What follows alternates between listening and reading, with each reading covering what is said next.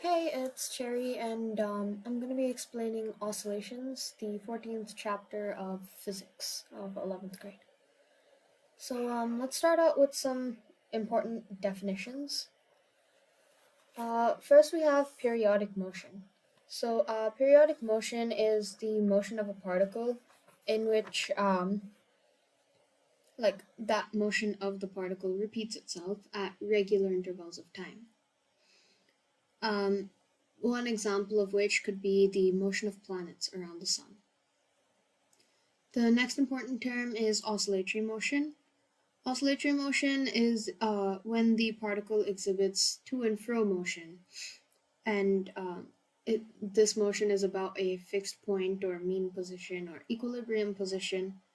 Then that motion is called oscillatory motion.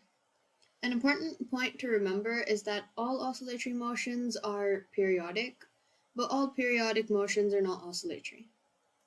The next important term we have is harmonic motion.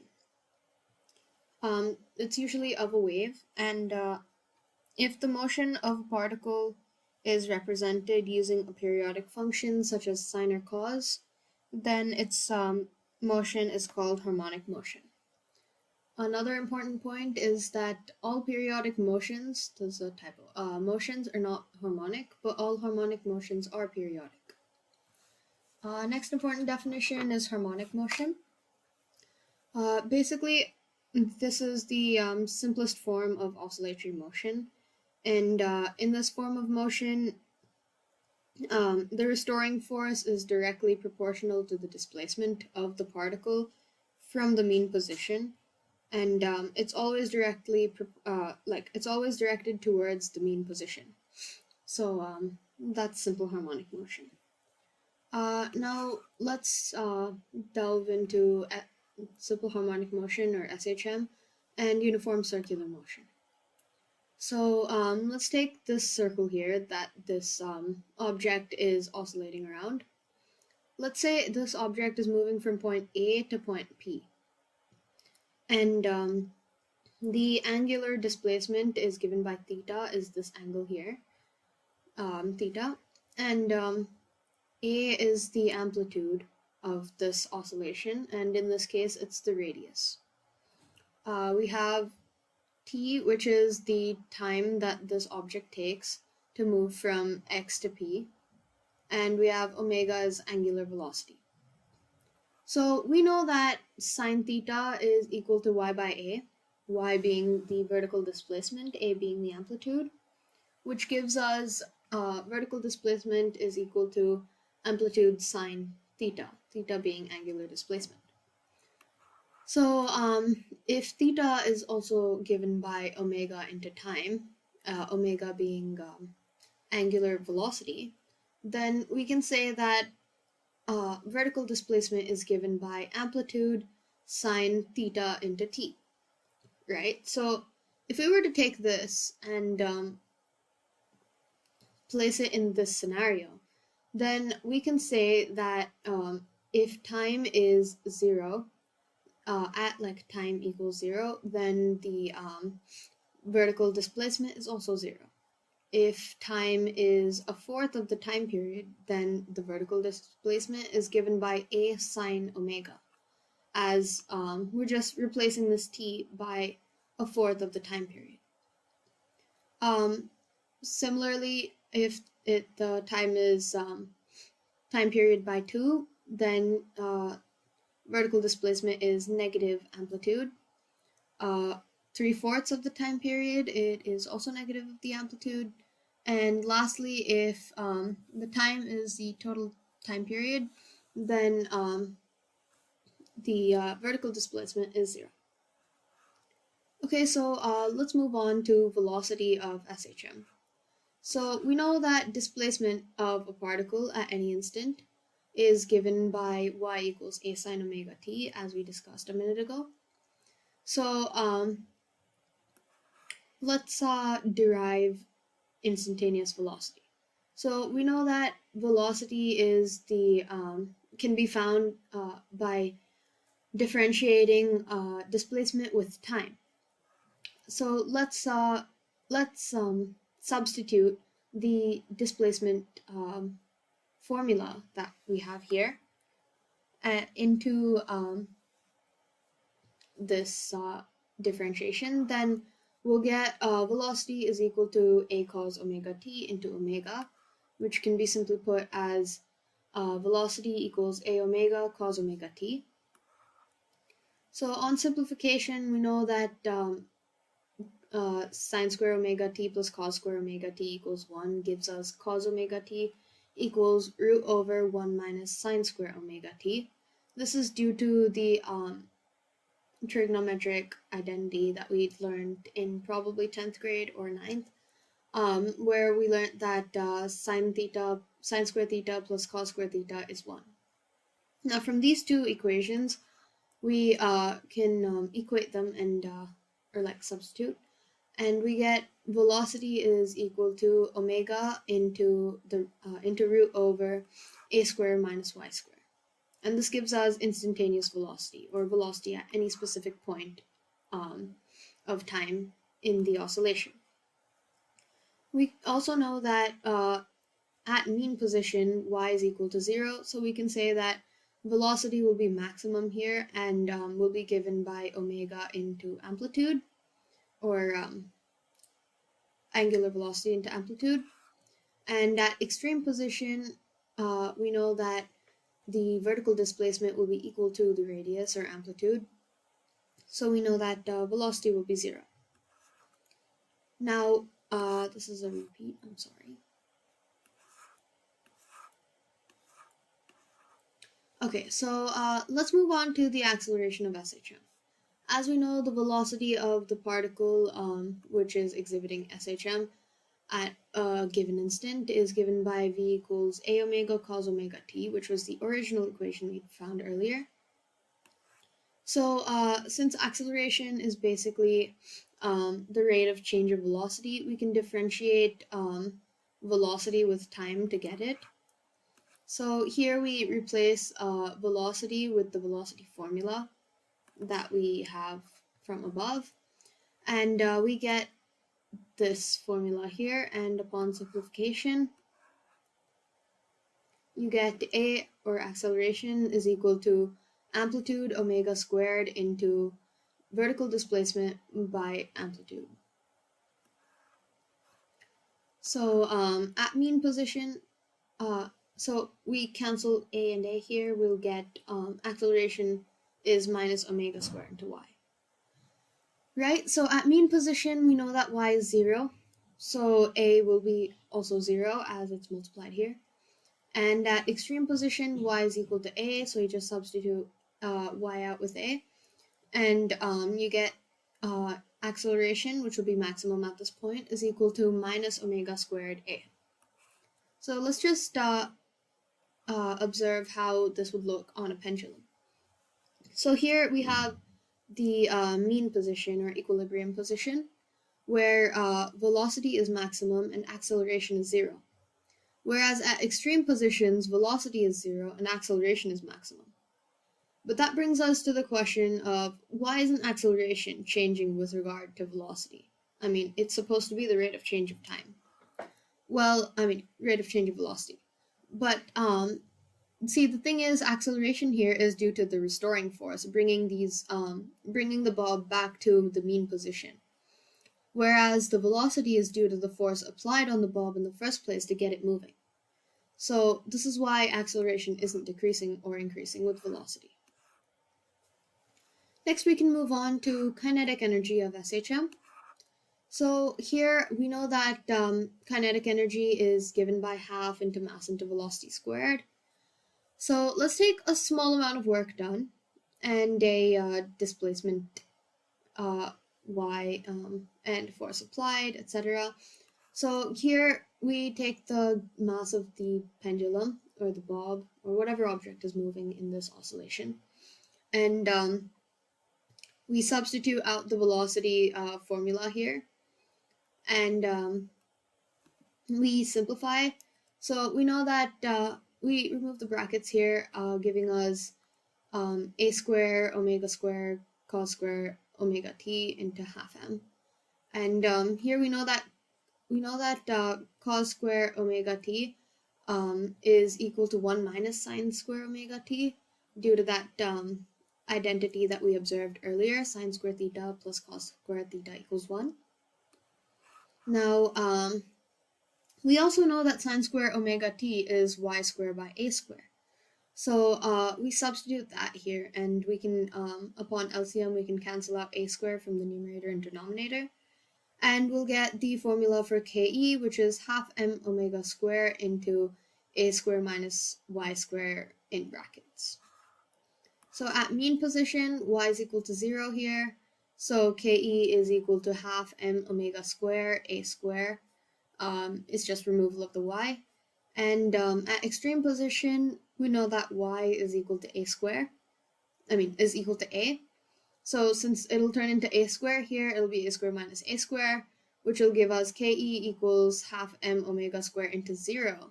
So that'll ultimately lead to Ke equaling to 0. Equalizing?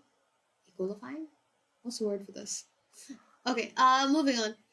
Potential energy of SHM. This is where we use the small amount of work done, the small displacement, force applied, etc.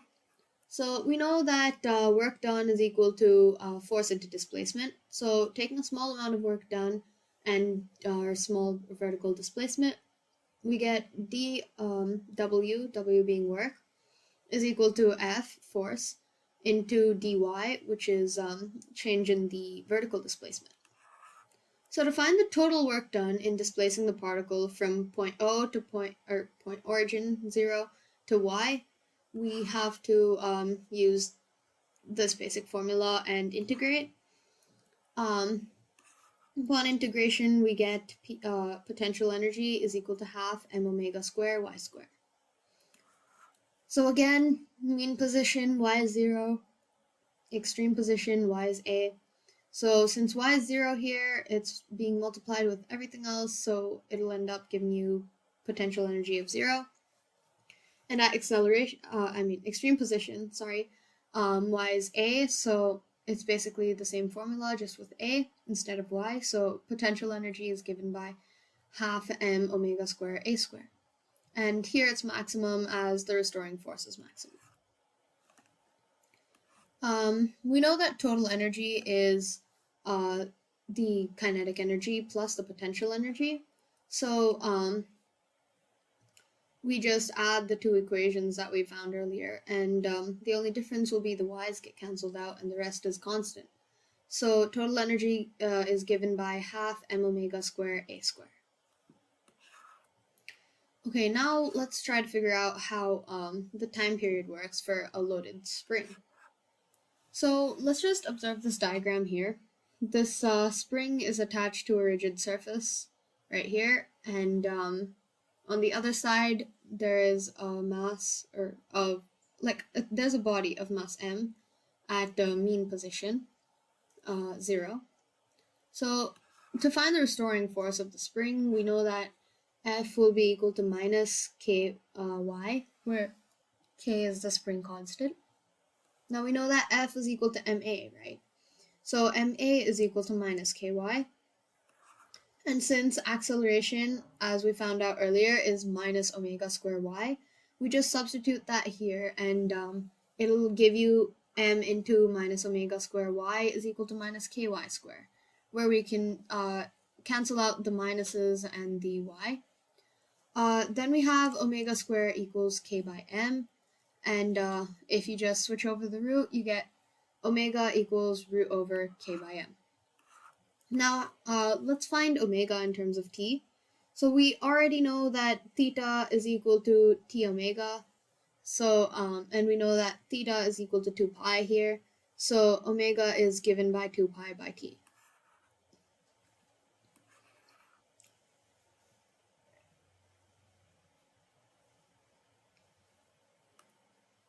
Okay, so t for an oscillating body. Sorry, misspelling. Okay, yeah. So t for an oscillating body of mass m.